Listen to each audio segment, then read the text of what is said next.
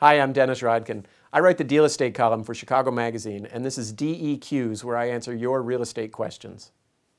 Vonna in Downers Grove asked, we're putting our house on the market this spring. We're doing the usual things to get it ready. We're getting rid of clutter and personal objects, and we're restaging the house using our own furniture. Can you give us some tips to make the house really stand out? I've got 3 tips for you, Vonna. The first one has to do with light bulbs. If you've done the right thing and you've replaced most of your bulbs in your house with CFLs, the energy-saving bulbs, that's a wonderful thing, but you may have noticed that your house is starting to look a little bit like a convenience store with that flat white light. What you want when buying those CFLs is to get the kind that have a warmer color temperature.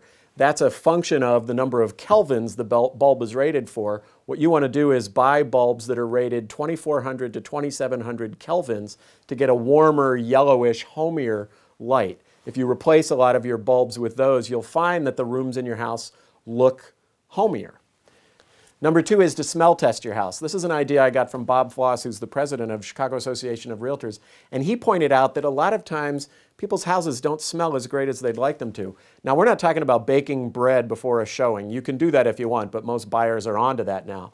What we're talking about is getting rid of smells like the vacuum cleaner. Is your vacuum cleaner kept right in the front hall closet so people walk in and they get that musty smell of carpet and dust and everything else you've vacuumed up? If so, you just move the vacuum down to the basement or somewhere else during the time the house is for sale. In the kitchen, garbage disposals can hold on to odors. You can run a lemon down it, of course, but if that's not working, if you really smell something from the garbage disposal, you replace it. It's not that expensive to replace, and then it goes on your list of improvements to the house.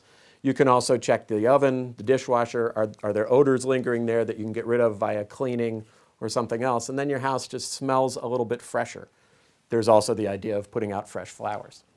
Number 3 is for people who take nice pictures of their house during the year, for instance, when it looks really great at the height of the gardening season in June or in a snowstorm. If you've got these great pictures that really showcase your house, you've been cleaning things out of the house and emptying shelves of all your personal materials, you take some inexpensive frames, drop in a couple of nice seasonal pictures of the house, put them on the shelves, don't draw a lot of attention to them, and as a buyer is wandering through the house, the eye lands on this picture of the house in another season, and they think, wow, look, it would be so nice to be here in the fall, in June when everything is colorful, whatever it is.